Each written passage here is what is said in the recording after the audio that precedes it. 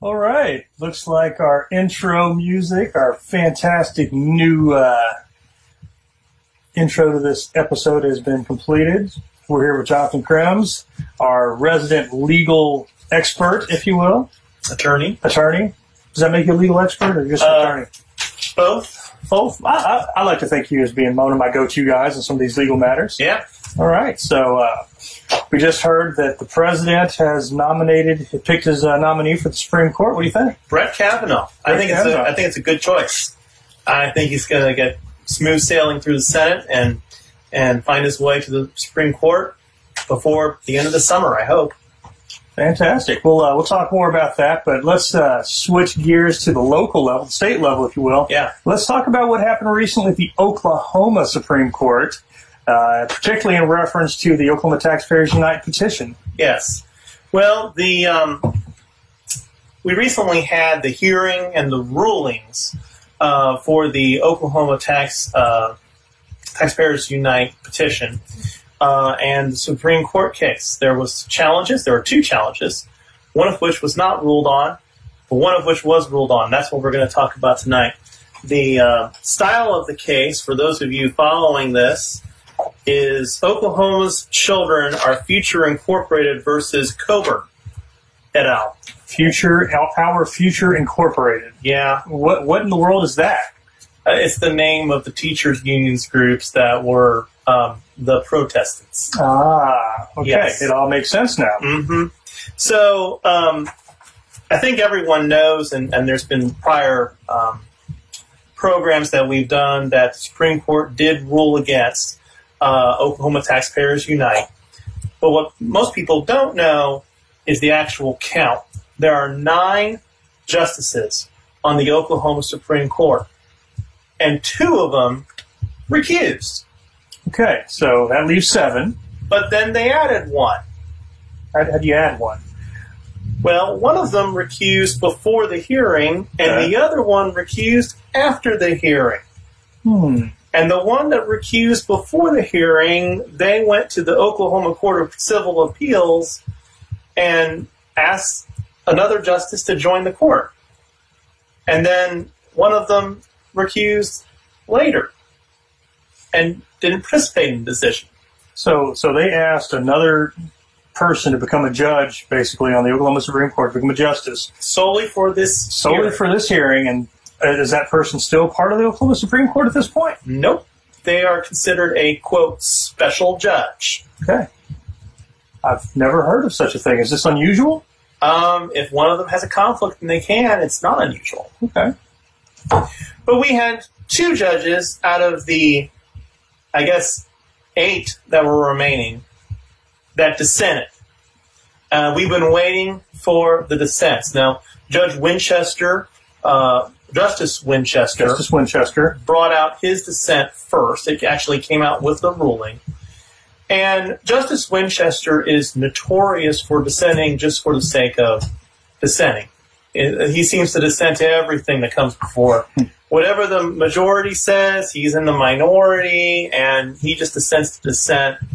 But what we were really interested in, and what we're going to talk about today, is the dissent that was published later, which was the dissent of Justice Wyrick. Justice Wyrick. Justice Wyrick made a dissent. And we should talk about Justice Wyrick's background. He was Solicitor General under former Attorney General Scott Pruitt. Mm-hmm. And then because he's from Atoka, the Supreme Court justices are determined based on their geographical district. And he applied for that position, and Governor Fallin appointed him to the Oklahoma Supreme Court. And now President Trump wants to appoint him to the federal bench. Really? Okay. So that's a really important deal. That is. He's moving up into more prestigious, powerful, influential positions. And knowing that he had this dissent here, how can that can affect some other things? But let's focus on what he actually had to say with this particular case with the OTU petition. Absolutely. Well, he disagreed with the findings of the Supreme Court of Oklahoma. As did many of us. Yes. He said things like, if reasonable people can disagree as to the sufficiency of a petition, then the petition isn't clearly deficient.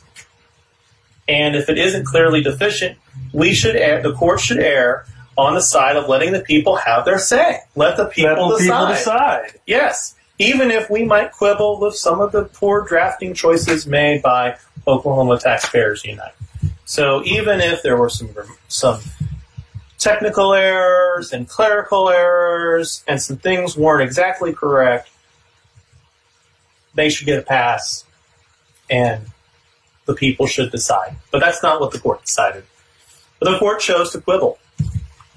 The court finds it deficient, or the court found the petition deficient because, one, it contained a gist that the court deems insufficient for reasons that have no connection to the actual purposes of the gist, nor to the text of any statute or constitutional provision.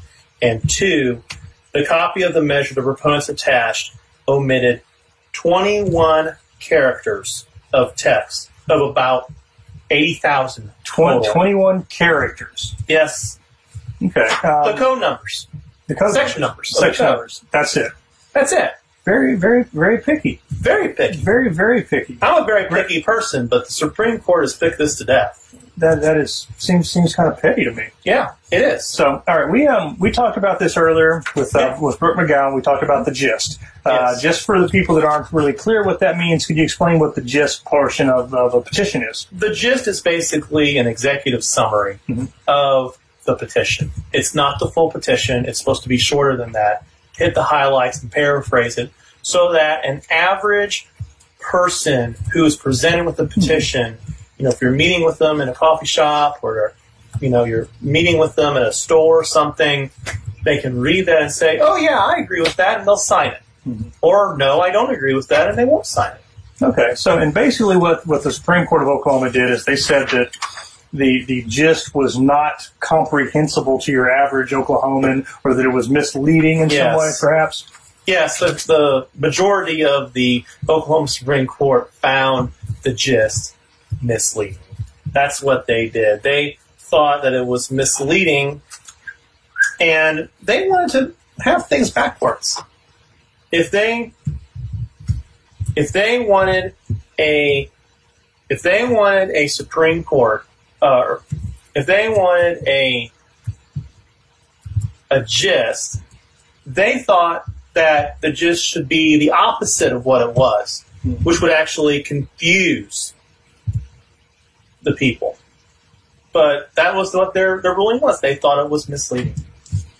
Okay. Yeah. Was there anything in Justice Wyrick's dissent about having left out the hotel-motel tax? Yes, there was. He didn't think it was a big deal. Oh.